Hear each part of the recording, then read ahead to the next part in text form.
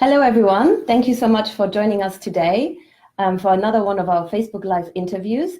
I'm very excited. Today we have Sarah Telford as a guest. Welcome, Sarah. Thank you.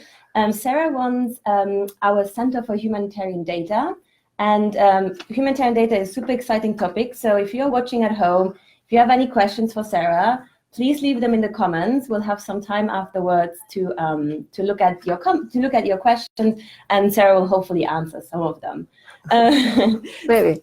Let's see what they are. Yeah.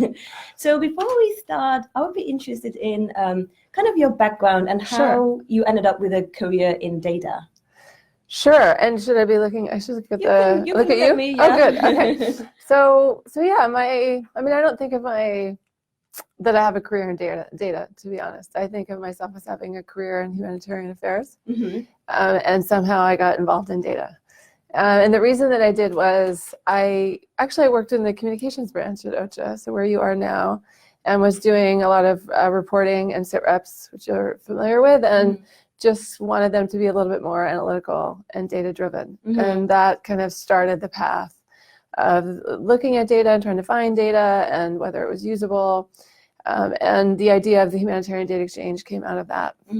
So I think it's been about a year now that the UN Secretary General opened the center. Yes, so exciting. Yeah. You explained already a little bit, but what was like this thing where you said, okay, it's not just enough for us to look at humanitarian data, we need like a center, like a proper location for it.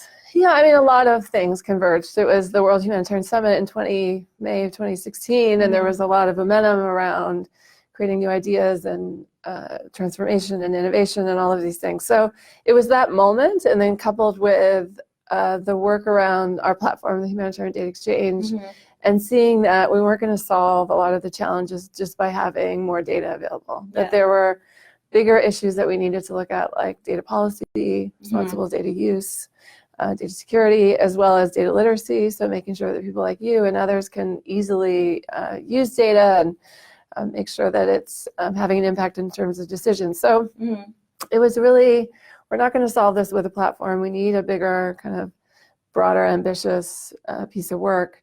And the summit was looking for big, ambitious ideas. And so that's where we came and said, well, why don't we open up some sort of center that's focused on this? So, and it really took a couple of years. It was the Dutch government as well. They have an innovation, a part of their humanitarian funding. The city of The Hague was looking to invest in humanitarian innovation. And so they were going to be building what's called the Humanity Hub, which is now where we're based.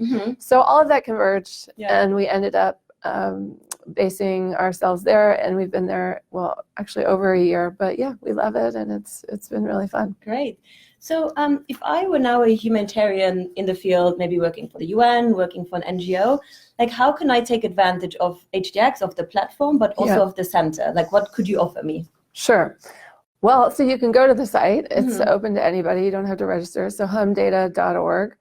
There's 8,000 data sets from a couple hundred organizations from crises around the world. So that's the biggest service that we offer, is that you can go there and find data, and that efficiency data.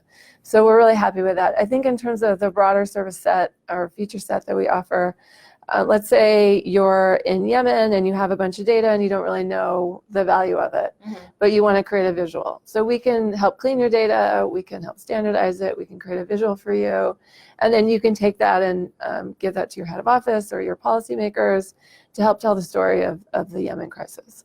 So we do a lot of data visualization. Also, we just were in Amman with our office there, looking at the whole of Syria response, and really looking at the secure transfer of data. So not only the kind of tech of making data available and visualized, but how do you make sure that no one's harmed when data is transferred?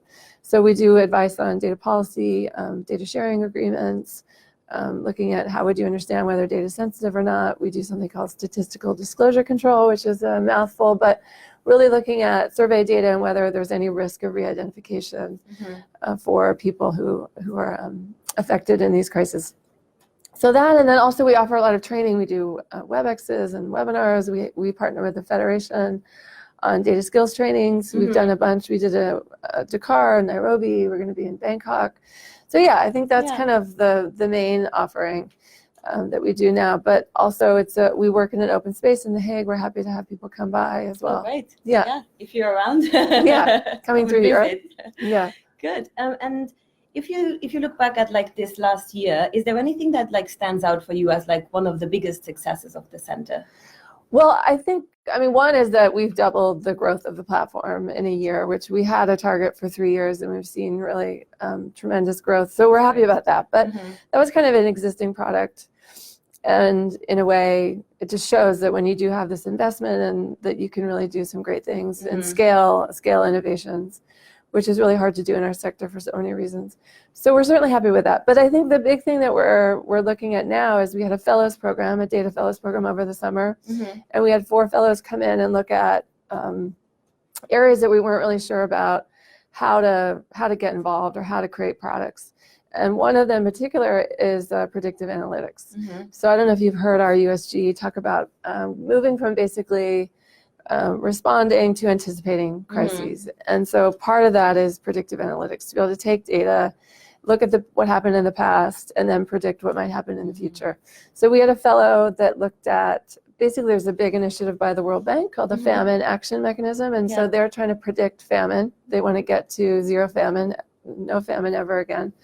And so they're using these models to predict famine. And then our model would come in and say, if there were a risk of famine, what would be the allocation amounts of our managed funds, so the SURF, the Central Emergency Response Fund, and the country-based pool funds. How much money would we need to give out of those pool funds to de-escalate food insecurity so that we don't get to a famine state? Now, obviously, there's a lot of caveats around that. I mean, you see that we're at the threshold of famine in Yemen, and there's no amount of predictive analytics is going to solve that problem. But there are situations where we can see ahead of time, and instead of waiting, can we start to have these automated triggers for funding? And so this is a huge shift. I mean, we're not ready now, but we did develop a model that worked and that did look 6 months ahead and actually predict with relative accuracy what those allocation amounts might be. So that's why I'm in New York. I'm going to be meeting with the USG later today and our ASG to look at how we take that forward. I think it's really interesting because I think a lot of time people think that data is kind of used to look backwards, like analyze a lot of data, like what happened in the past or what's happening now, but to really use it to predict these crises. And I think that's super interesting. Yeah, it's really, and there's a lot happening in the space. So obviously the World Bank's looking at this, IOM, UNHCR. So there is kind of a trend now to think, how do we get to this anticipatory approach? And so we'll see what happens. Great. So if you just tuned in now, just to let you know, we are talking today to Sarah Telford. She runs our Center for Humanitarian Data in The Hague in the Netherlands. So if you have any questions, please leave them in the comments and we'll get to your questions in a bit. So my next question would be that one of the biggest things in the news lately was the Facebook data privacy scandal. So a lot of people were like scared about how is my data used, who has access to my data. Is that something that you also see in the humanitarian community? Sure, and this is more and more a huge issue for us. So I think I was saying, and we got cut off, but that OCHA itself, as our mandate is more about aggregating data from other partners. We don't do a lot of primary data collection. So meaning we don't go out and ask affected people about their age and their sex and sort of their needs. We do that, we coordinate a lot of that, but we don't do it directly. So OCHA doesn't hold much personal data, but we do get that from other partners. And in that sharing process is where there's a risk. So if someone just did a survey in let's say in Syria or in Rohingya response, then there could be data in there that would put people at risk. And so that's where we need to be careful, is that we don't want to make that data openly available so that others can then use it for bad purposes. You know, I think the other is obviously the sort of login password issue, which is the Facebook, that you when you create these accounts, then that we're holding that information. We don't have that again as much because of the platform itself. HDX is an open platform. We're not hiding anything. We don't use user data like that. We don't track specific individual users. So the risk is less. We're not making a profit, right, on your use to sell ads or these kind of things. So I think on that side of things, there's less of a risk. Okay, Great. So I think we're going to go and see if we got any audience questions. So let me have a quick look. Someone is sending something in. So we have one question coming in from our audience that is asking, is it hard as a woman to work in this field of humanitarian data? Do you notice something about being a woman in this field? Of course, I do. I mean, one is that I manage a team of maybe 25 people, and you know, mix of OCHA staff and consultants. Yeah. And many times, I think we're probably 60-40 or 70-30 actually, men, women. So many times I'm on a call with all men, and I certainly notice that. And then I notice the reverse is when I'm in a call with more of our designers or communicators. There tend to be more women in those roles, and I actually usually say, "Wow, it's so nice to be on a call with all women for once." But no, I mean, the team I work with, the men are fantastic and really progressive, and I really enjoy them. I think it's really, for me, to be thinking more, how do we bring in more female data scientists? Yeah. So the woman that was working on our predictive model, Manu Singh, she's incredible. We have another data scientist in Africa from Senegal who's working in our Dakar office. So always trying to give opportunity to women, and I think it's becoming easier and easier. There's so many amazing women now that are working in data science and data management.